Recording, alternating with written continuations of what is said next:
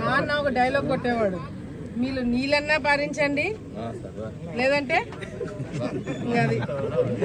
అదే జరుగుతుంది.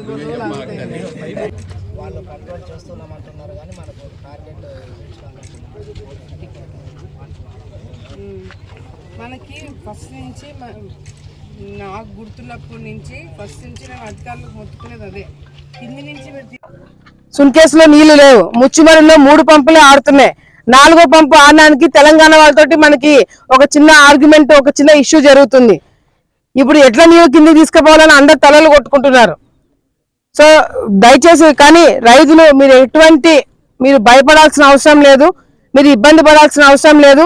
అవసరమైతే ముఖ్యమంత్రి గారి దృష్టికి తీసుకుపోతాను, ఆయనతో ఫోన్లో మాట్లాడైనా సరే చివరి ఆయకట్టు వరకు నీళ్లు ఇప్పించే బాధ్యత తెలుగుదేశం పార్టీ నాయకులు మేము తీసుకుంటున్నామని చెప్పి కూడా ఈ సందర్భంగా రైతులకందరికీ భరోసా ఇస్తున్నాము.